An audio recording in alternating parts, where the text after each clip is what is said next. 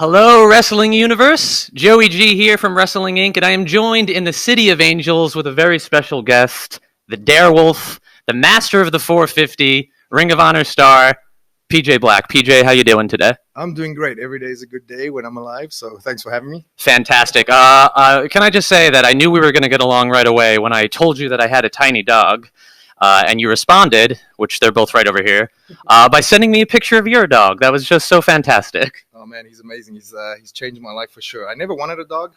Kind of rescued him from this promoter in Atlanta, and he's changed my life. I cannot imagine my life without him. Fantastic. Let me grab my little one here. So, PJ, let's just start from the beginning. I'd like to talk about your homeland for a little bit, if that's okay. I feel like South Africa is a territory that not that many people know about wrestling-wise. And you being the son of a wrestler and promoter from South Africa, can you just describe a little bit about the wrestling community out there?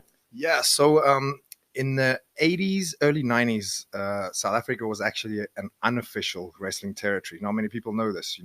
I've talked about this on many podcasts. When I was a little kid, I saw Hogan come job to our champion. I saw Andre come work out local champion, and there was no dirt sheets or internet back then, so there's no documentation of this. Mm-hmm. It was pretty big, like guys like Fit Finley, Drew McDonald, rest in peace. Guys like that used to come over and stay for like 6, 7, 8 months at a time. In fact, Undertaker's very first match was in South Africa, one of his first matches. And that exact building that he had his first match in, I had my first match in that building.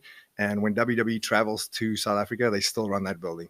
It's like a dump, but it's got so much history. Oh, that's fantastic. Yeah, it's just stuff like that. I don't know. I feel like people know about certain territories, Japan, Mexico, Australia, especially the UK now. So I was just curious to hear because I know that there is a scene there in South Africa, but it's so interesting to hear that. Right. So interesting too. Like my dad passed away in 1999, and that's when wrestling pretty much crashed. Everyone expected me to take over the company, and I was 18 at the time. All I wanted to do was wrestle. All I wanted to do was wrestle for New Japan. That was my goal as a kid. And then I got signed by WWE. I wasn't going to turn that offer down. But yeah, wrestling kind of like died down, and there's a couple of companies trying to start back up, and there's even a good promotion that had a TV deal for a little while that got me onto TV in South Africa, and that's where I actually got signed by WWE. Right now, not too much. I started a company recently, and I'm going to try and build it back up to what it used to be. Oh, that sounds amazing. Well, talking about WWE, I believe that was 2008 you signed, and you were assigned at the time to FCW, which was their developmental, now known as NXT, where you even were FCW champion. How did it feel? Were you excited to be a part of their developmental system at the time? I was, man. Like, that was a dream come true for me. In fact, that was the best year of my life. I moved to the US. I had no bills. I didn't have like a car payment. I didn't have a mortgage payment. Legit, they moved me to this house in Florida, and I got to wrestle every single day with my friends. I got to go to the gym, go to the wrestling show, and go tan. And that's legit. That was my life, like 10 months every day. That was probably my favorite year of my life. That's fantastic. Well, that's good to hear. If it's okay, we just jump ahead a little bit now. So after FCW, you were involved in a very popular storyline in WWE with the Nexus angle, which I believe was in 2010. And that seemed to be one of the first instances where NXT was a big prominent factor on the main roster. How do you feel now knowing the impact that the Nexus had, especially attacking Vince McMahon, attacking John Cena, destroying the ring set, which is to this day still considered one of the best closings in TV history? Right. And at the time, we didn't know how big it was going to be and how cool it was going to be. A little bit later into the storyline, we kind of realized when random people from the backstage people, there's people backstage at WWE that's been working there for 30, 40 years, and when those people came up to us and be like, this is new, this is unique, this is something different, because those people have seen everything. And I feel like in wrestling, most storylines are just recycled or like borrowed from somewhere else. And at the time, that was something very unique that we did. So, it kicked in much later how cool and how special that was for us. I wish it ran a little bit longer. We didn't even get a WrestleMania moment, but it's all history now. It's all history now. Well, it's still, like I said, history that's very remembered, and I personally still love the Nexus angle, and I know a lot of people do. Let's talk post WWE. One of the places you ended up was Lucha Underground, and one of my favorite, and in my opinion, underrated factions was the Worldwide Underground with you, Jack Evans, and Johnny Mundo.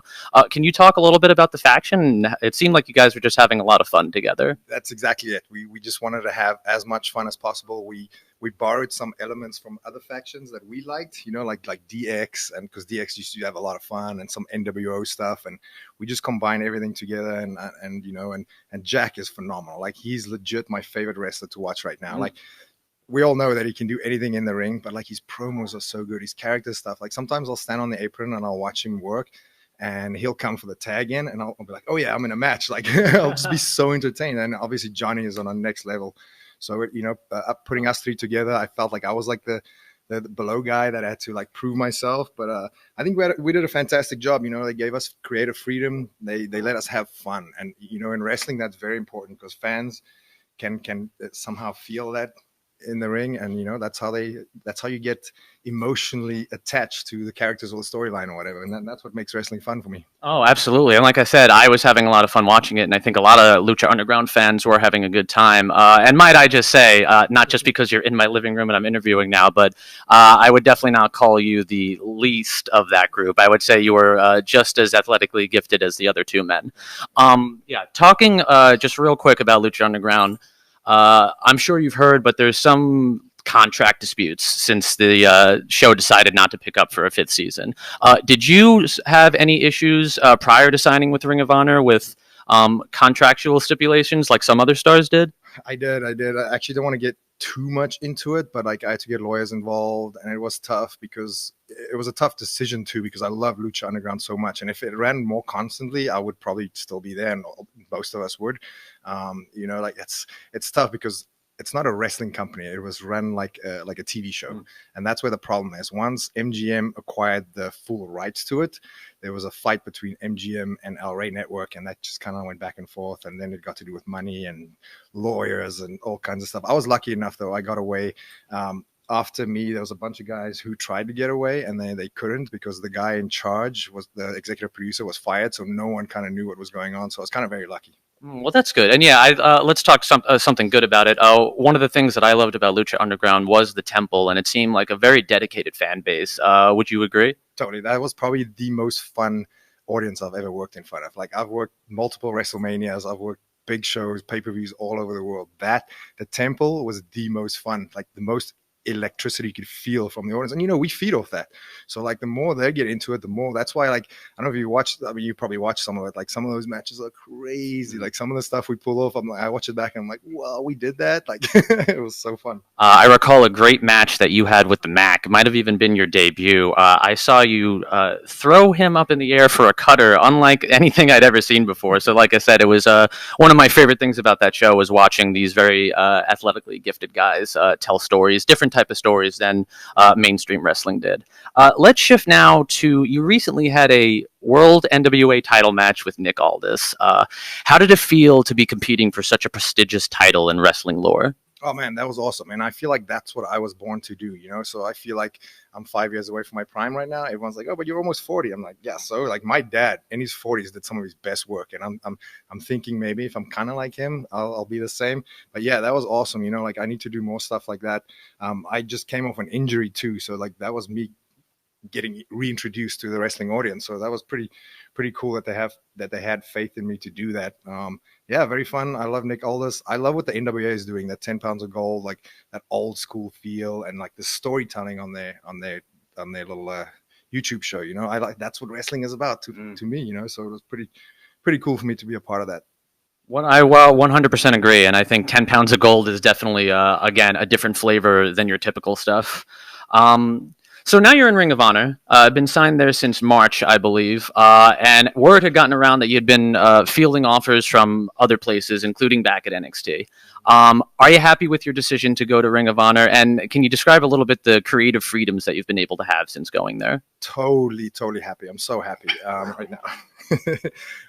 Yeah, I had the opportunity to go back to NXT. It was the same money for 200 shows more. So already that was like a no-brainer for me. You know, like the dates of ROH was just much better to, you know, because I still have creative freedom and freedom outside, because I do a lot of other things outside of wrestling, and they let me do whatever I need to do and want to do.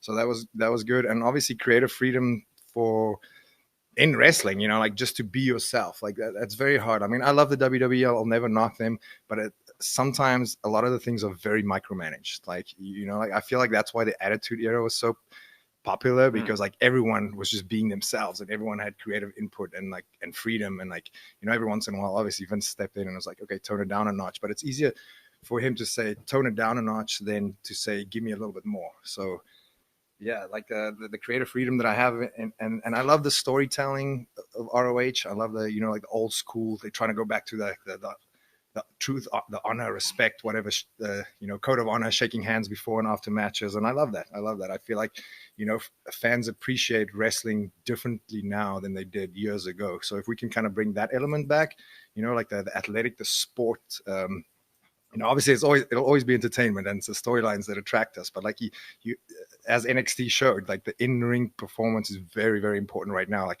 and that's what I like about wrestling too. It keeps on evolving. Like, can you imagine like 10 years from now where it's going to be? Funny you should say that. One of my next questions to you was, with the rise of, in my opinion, the rise of pro wrestling in mainstream, with promotions like Ring of Honor going to Madison Square Garden, promotions like AAA going to Madison Square Garden. Obviously, AEW just ran a very big show in Las Vegas.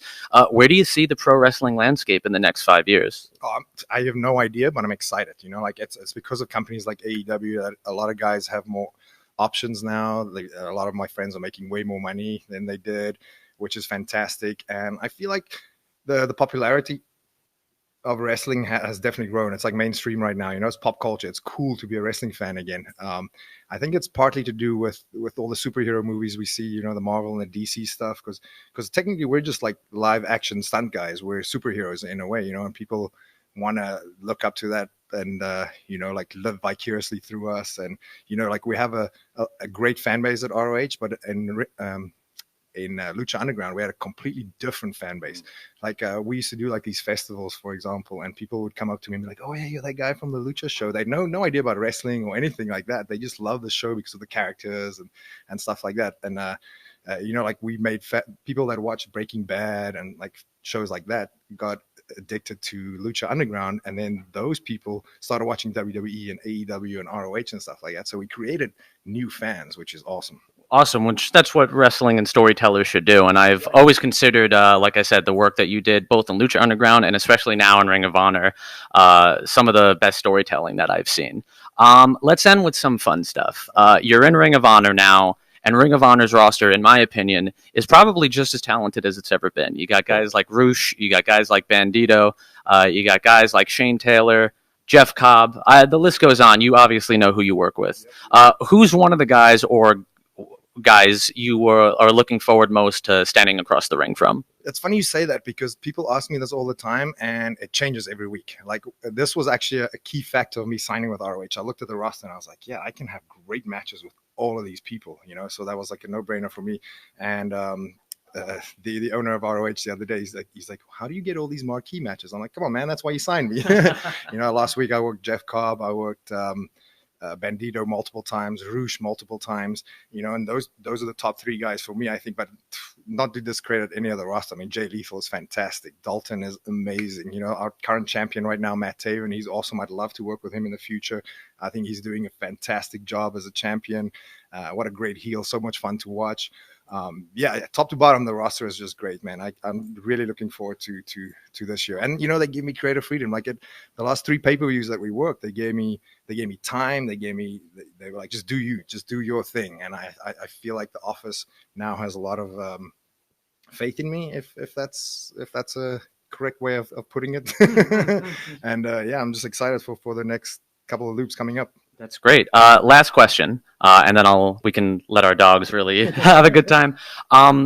You worked primarily in WWE as a tag wrestler, was a tag champion. You were trios champions in Lucha Underground. I am very excited to watch you as a singles competitor, but do you ever foresee yourself working in a tag team again? Oh, totally. Yeah. Tag team wrestling is so much fun. And what's big in wrestling right now is like the trios, the 6-man tags, right? That's big. I mean, ROH has titles. I think New Japan has 3 6-man titles. I'm surprised WWE doesn't have them yet. That's a big thing, you know, like the lucha style, because you know, back in the day, like American wrestling was different to lucha libre wrestling, to strong style wrestling. But I feel like now everything is combined. It's like a hybrid style that we have. So I feel like that is way more exciting. I mean, I love singles wrestling and I love tag team because it's different ways of storytelling, you know, like it's not exactly the same. And that's what we do. We tell stories, and that's what's fun. So like, I definitely see myself in some tags coming up. I've actually pitched some faction stuff to them. I don't know if they're gonna look at it or even like entertain the thought, but we shall see. But I'm enjoying the single stuff too, because there's so many good talents on ROH roster right now. Fantastic. Well, PJ, thank you so very much for your time. I know I am very excited to see what you do in the future. There's the little guy. That's who we'll be interviewing next week. But thank you so very much for your time, and good luck. Oh man, thank you so much for having me.